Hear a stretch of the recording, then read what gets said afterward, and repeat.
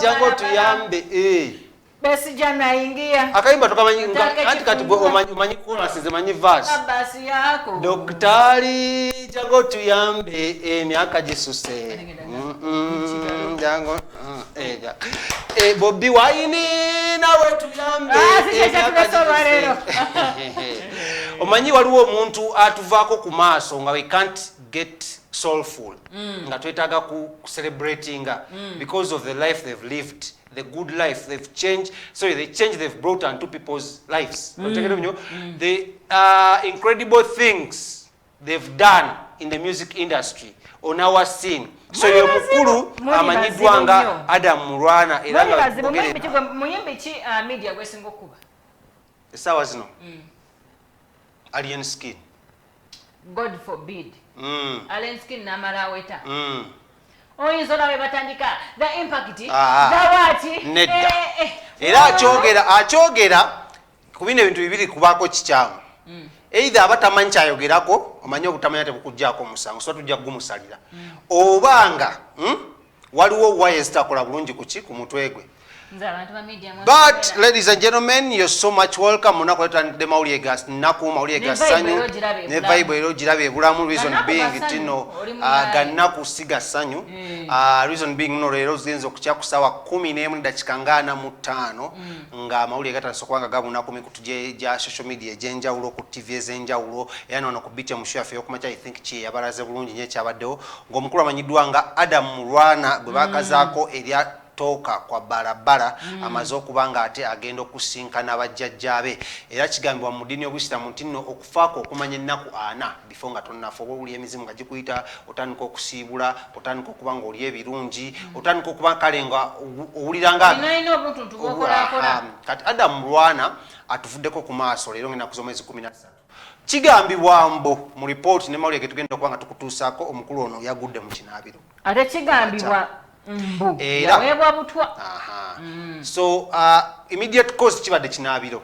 but before abadde mulwadde nga safaringa n'obulwadde obw'enjawulo abasawo baatugamba bamusangamu obutwa the story mwaza twajja ntuzikola wano ku BTM TV abane bagamba tebamuzuddemu kansa wabula abaali bamujjanja ne bagamba si kituufu talina kikansa sinaddamu n'akakkalabya emirimu gye nga ddagikakkalabya nekya nnaku nyombu nno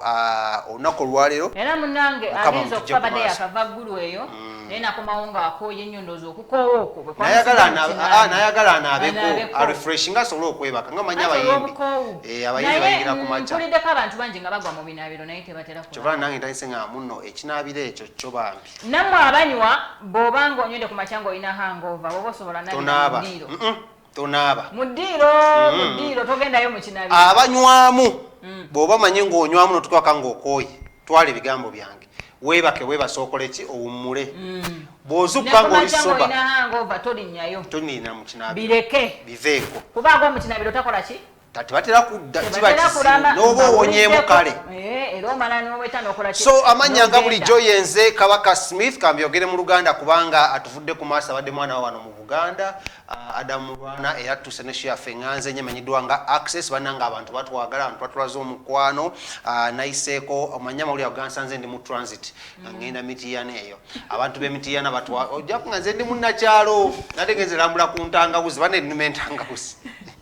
so abantu batwagala nnyo mwebale nnyo abantu b'Emitiyana okubanga mutwagala abantu b'e Kampala eggulo nabadde Masindi mwebale nnyo okubanga mutwagala abantu b'e Masindi batwagala nnyo naye nga kukyeno wemugimanyi ebeerako omwami n'omukyala so omwami yenze Kabaka Smith. Nze siri mukyala ndi muwala nkuwadde ekitiibwa maama olina kazadde nazaala nedda nayo tolina boolabirira bulijjo ŋŋamba otya nazaala sirina mwana nze kuva mu ŋŋamba ne tolina boolabirira gye bali naye nze sirina kazadde sinazaala aba yakuba wali nedda saagala kutola buyinja bwe sinnafuna abantu boolabirira ate bambalabira nkinfuula maama era bakutwala nga bamaama akubye naye nga nabagambye okwa Monday, Tuesday, Wednesday egenda kubeera Valentine ebirabo mu binyime bunyimi naye nga kaleedi konka kubye tugenda kuba nga tetutambulirawo mpola mpola access sawa nya paka sawa 5 tuba tuyingidde unenga bummi nga we wabiwani bamimme bummi nga bwe nabigabanze nga binatala ebirabo lwakuba Valentine kankulinde ebintu byange sibiteeka mu line nja kujamba buli ate gwe ngali gyotali mwagalwa wange toyinza kumanya siri mukwano gwo bwaba mukwano gwange kitegeeza kitoba mwagalwa wange tulinde mazaalibwa go as if last year wamba so ladies and gentlemen tugenda kusimbulirawo ku menu tulinako kina kireero ku menu olunaku olwaleero tulinako mulwana okusingira ddala singa tulina omukulu ki era producer affe babaddewo wenyini wali nebakwata ekigenda maaso era tugenda kuba maaso tukuleetera olabe kiki ekigenda mu maaso at that moment otegere what is happening mu biseera by'olumbe omwana ono kimutwaziza mbwoba otunuddemu bulungi abantu abalaba nga badde mu industry basookawa ku National Theatre galinganga ge maka esi bonna lwakwakale byakyukamu nga tumaze okuba omulanga byakyukamu abantu bonna abali mu entertainment industry bayimbi abo bakazanyikirizi baani bannamawulire tetumanyi kitebe kyaffe naye bo babatwala kiri awo kawempe kyawujja naye tebaterannyira era bannamawulire nti jjukira bukatifu akola abasaka ga entertainment abasinga bangi tutwalako awo kuwera ku National Theatre abamu naddala ng'okoze kulinnya nozo owulidde ng'okoze ki kulinnya munnange abali awo ku National Theatre era olumbe we luli wobakusookeza nga tunabagenda wammwe mu lujja nga tabana bakutuusaayo ekintu kino kikolebwa okuba nga bakussamu ekitiibwa bassaamu omugenzi ekitiibwa n'okulaga nti abadde alina impact gyakoze ki gyatadde ku naye nga just oba bulyako briefly how the day has been wali mu maka oba ew'omugenzi olunaku bamaze okuba nga ategeddwamu n'amaze okuba nga afuna obuvune obwo yaddusiddwa mu ddwaliro e Mulago gyatasobodde kusimatuka n'ekigambibwa muno yali akatuusa mu ddwaliro kyadde confirmed muno olwedde akoze eki amaze okuba nga afasa omubiri gwe negukuumibwa gutegekebwa bulungi nga woomanyi okwongera okuzuula oba waliwo ebirala ebyamusi ebyaviiddeko ekigo kino kyagudde mu kinaabiro olwavudde awo n'akwasibwa ate abakulu aba executive funeral services abakoze omulimu omulungi ogw'okumutambuza omujja mu ddwaliro okutambuza omubiri gwe gujja mu ddwaliro okuba nga kukola ki guleetebwa ku National Theatre so saa zibadde zingira nga 12 ez'akawungeezi kolero omubiri gwe gutuusiddwa wali ku Uganda National Theatre emanyiddwa nga UNCC Uganda National Cultural Center so era omubiri ogwo gukyaliwo okunaku lwaleero gwegenda okuba nga guggyibwa naye nga bentegeddeko abakungu ab'enjawulo babaddewo naddala okuva ku sayidi evuganya gavumenti naye ekyenjawulo ekibadde kwada mu mulwana nti abadde akolagana ne sayidi zombi so Minister Honorable owekitiibwa Kasolo naye abaddewo because abadde mukwano gwe nnyo nfanfeewe nga uggyeko ebyobufuzi so abadde ayawula ngenda gakulagadde abadde ayawula ebyobufuzi n'ebyaki n'ebyemirimu so abadde nfanfe w'abangi Dr. Kiza Besigye abaddewo omwami bwe twogeddeko ne muganda wa mulwana ayogedde n'agamba omwami Besigye yakola kikulu nnyo mu kubanga bajjanjaba omwami oyo era ebyo byonna ebyobuto bwe byabeererawo nti bamuwadde obutwa yamukwasa personal doctor we abeere ng'amujjanjaba wakala akasente kabulamu kamutwala e Kenya wakikizibwa ne Kenya bajjanjabirayo nnyo abantu abakufunye obuki obutwa so omukulu Elias Lukwago Lord Mayor Elias Lukwago w'ekibuga kino naye abaddewo mbuntu omukulu Honorable Namboze okuva side z'emukono abaddewo mbuntu n'ab'ebitiibwa abalala ndabyewawo omukulu Kayija bangi nnyo naye nga tetunagenda kulaba ajawuna kyayogedde tetunagenda kulaba muganda wa tusooke tubategeeze ku Harold tumale tubatwale ku National Theatre balabe embeera nga bweri tubasoose ewa muganda kasooke wa Harold Harold Travel Consultancy bebokaboka begulidde erinnya Kampala n'emirirwano okubanga bakutambuza okuva wano paka ku airport ne baba otuuse gy'olaga bakujja ku airport ne baba nga bakola ki ne baba nga bakwongerayo gwe atalina passport naye ng'oyagala okuba nga processing a passport express passport bangamba express yetya oyagala efuluma enkeera oba olina ogenda n'ogipiikinga naawe ayagala visa abantu bano babeera nga bakola ki bakuyambako okugiprocess nga bakubuulira kyolina okukola bw'okola boti bakuwabula bw'okola boti bw'okola boti kijja kukalubiriza naye eyita wano eyita wali visa ate mu bwerufu obusingayo ennyo so gwabagala bakubire ku ssimu ezotokola ku screen zaffe tujja kujja maaso tukoekyo zikusakire naye nga ajaluna abaddewo nnyo mu bulamu bwani nongamba abaddewo nnyo abaddewo y'omu ku celebrities abeererawo nnyo banne naye tavaayo mu butaala kwerabisa omukulu omulala gwe nasangako mu ddwaliro yabeerako ne mu video newankubadde naye yali akyalina obukosefu ye mukulu Muhammad Segirinya era naye kimulumye ennyo ndayeko obubaka bwasindise kimulumye nnyo okulaba muno mukwano gwe yabeerakoko ne mu video ye yasembayo ddala ng'ayogera ku bantu obutamuyamba n'abo abamubeereddewo gye twashutingira wali saizi wali nga bayitawo mu ndeebaawo naye alumiddwa nnyo newankubadde naye ali going through medical attention saizi wali e Kenya naye tusooke wa muganda waani nga tunoonyako ku mumunemo ebyo byonna nga bwe biri tuba tulina okunoonya immediate person okutuwa information entuufu abadde amuli okumpi ng'alina ebigenda ki mu maaso naye nga bw'otunulamu abantu munange nga bw'omanyi enkyukwe ekiboggwe nga bakubikidde omuntu munanga abantu balabiddwako nga bazirise netwogerako ne Lutalo munanga abaddeyo naye tayinza butabawo because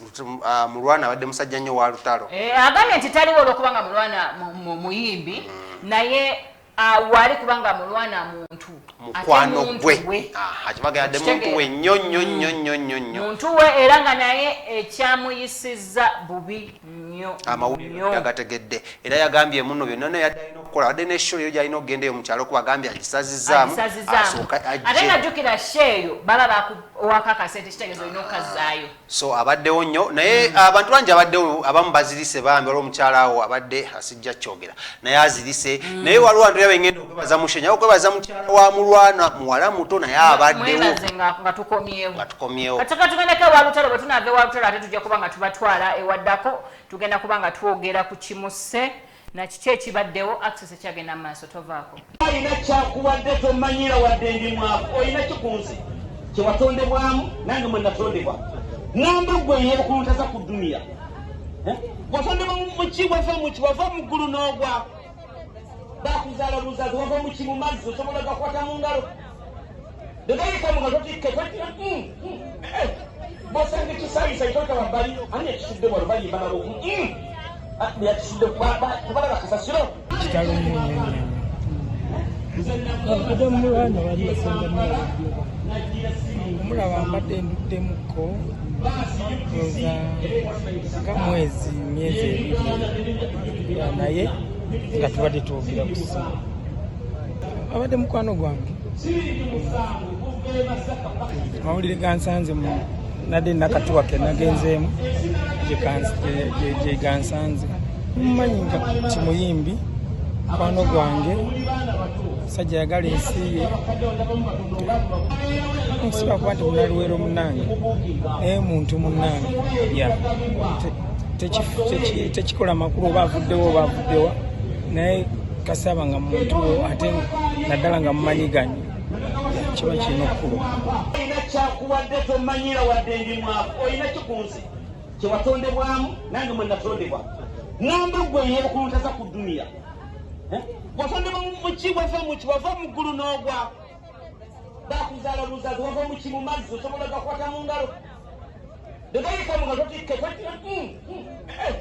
bosanga ekisayisa kitota wabbali ani ekisudde bwalo balimbalabo yakisudde kubalaba kasasiro kitalo ate omulwana wali yasenga omulaba mbadde nduddemuko oza nga myezi ebiri naye nga tubadde twogera ku ssimu abadde mukwano gwange amawulire gansanze nadde nakatuwa ke nagenzeemu gye gansanze mumanyi nga kimuyimbi mukwano gwange sajja yagala ensi ye nsiba kuba nti munaliweero munange naye muntu munange tekikola makulu oba avuddewa naye kasaba nga muntu wo ate naddala nga mumanyi ganyi kiba kirina okkulwa olina kyakuwadde tomanyira wadde ndimwako